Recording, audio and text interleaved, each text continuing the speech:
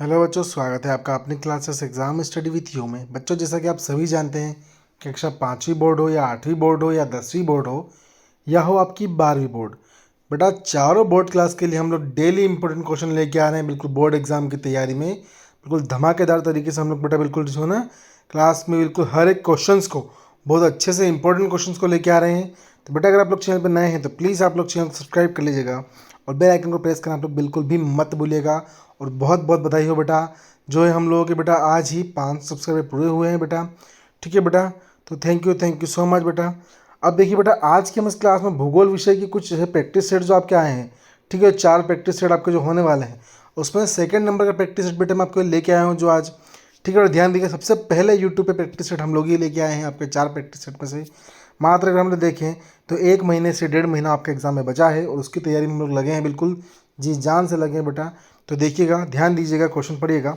ठीक है, सारी अदर एक्टिविटी आपको सोल्व करी हुई मिल जाएगी हम लोगों के टेलीग्राम ग्रुप पे। ठीक है, वहाँ जाके आप इनको देख सकते हैं, सारी इंपॉर्टेंट अदर एक्टिविटी बेटा, और ये काफ़ी बार एग्जाम में पूछी गई है। ठीक है बेटा, ध्यान दीजिएगा, हमारा पहला क्वेश्चन आज का होगा कि रुको और जाओ निश्चयवाद में क्या है। ठीक है, फिर अगला क्वेश्चन है कि मानव भूगोल की एक परिभाषा दीजिए। मृत्यु दर किसे कहते हैं, असंबंधित मृत्यु दर निकालने का सूत्र लिखिए। ठीक है, फिर है अगला क्वेश्चन देखते हैं हम लोग तो क्या बोल रहे हैं। अगला क्वेश्चन नंबर 8 नंबर का है कि मानव विकास के 4 उपागम लिखिए। मानव कुछ निश्चित प्रदेशों में क्यों रहना चाहते हैं और अन्य प्रदेशों में क्यों नहीं चाहते हैं। भूमध्य सागरीय कृषि की कोई 3 विशेषताएं लिखिए। सहकारी कृषि क्या होती है। ठीक है, फिर अगर बात करते हैं अगले क्वेश्चन की ओर तो क्या है कि भारत की श्रमजीवी जनसंख्या के 4 प्रमुख वर्गों के नाम लिखिए। ठीक है, मुख्य श्रमिक तथा सीमांत श्रमिक किसे कहते हैं, एकांकी बस्ती किसे कहते हैं। अगला क्वेश्चन नगरीय बस्ती की कोई 2 विशेषताएं लिखिए। ठीक है, फिर अगर आगे बढ़ते हैं तो अगले क्वेश्चन की तरफ बढ़ते हैं हम लोग हमारे। तो क्या बोल रहे हैं कि भारत में भूमि जल स्तर का सर्वाधिक उपयोग किया जाता है, ये किन राज्यों में किया जाता है, इनके बारे में बताना है। जल संरक्षण के कोई 2 उपाय लिखिए। क्वेश्चन नंबर 13 है वायु प्रदूषण नियंत्रण की कोई 2 उपाय लिखिए। वायु प्रदूषण की कोई 2 हानियाँ लिखिए। ठीक है, वायु प्रदूषण से कौन कौन सी 2 हानियाँ होती है वायु प्रदूषण के कारण। ठीक है, फिर अगर देखते हैं हम लोग हमारा अगला क्वेश्चन, तो क्वेश्चन नंबर 14 है कि विश्व में जनसंख्या के वितरण एवं घनत्व को प्रभावित करने वाले किन्हीं 3 भौगोलिक कारकों को लिखिए। ठीक है, फिर अगला क्वेश्चन देखते हैं विश्व में जनसंख्या के वितरण को प्रभावित करने वाले 3 आर्थिक कारकों को लिखिए, है ना। फिर क्वेश्चन 15 है कि रोपण कृषि की कोई 3 विशेषताएं लिखिए। डेयरी फार्मिंग को की कोई 3 विशेषताएं लिखनी है हम लोगों को। क्वेश्चन नंबर 16 देखते हैं, 16 क्या बोल रहा है क्वेश्चन नंबर हम लोगों का कि भारत के कुछ राज्यों में विशाल ग्रामीण जनसंख्या कोई पाई जाती है।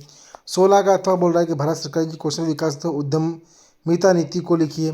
क्वेश्चन नंबर 17 है कि भारतीय कृषि की कोई 3 समस्याओं को लिखिए। ठीक है, 17 का अथवा है कि भारतीय कृषकों के लिए किसान पोर्टल की कोई 3 महत्व बताइए। ठीक है, क्वेश्चन नंबर 18 है बेटा हम लोग का कि सुएज नहर एवं पनामा नहर की कोई 4 अंतर लिखिए। छोटे पैमाने के उद्योगों एवं बड़े पैमाने के उद्योगों में कोई 4 अंतर लिखिए। ठीक है बेटा, फिर देखिएगा बेटा आपके जो मानचित्र है, मैप वगैरह रहेंगे आपके। ठीक है, इसको भी हम लोग पूरे फिल करके जो है बेटा आपको हमको टेलीग्राम ग्रुप पे बिल्कुल अच्छे से प्रोवाइड करवाने की पूरी कोशिश हम लोग रहेगी। तो बेटा अगर क्लास आप लोग पसंद आई हो तो प्लीज़ आप लोग चैनल को सब्सक्राइब कीजिएगा और बेल आइकन को प्रेस करना आप लोग बिल्कुल भी मत भूलिएगा। ठीक है बेटा, थैंक यू सो मच।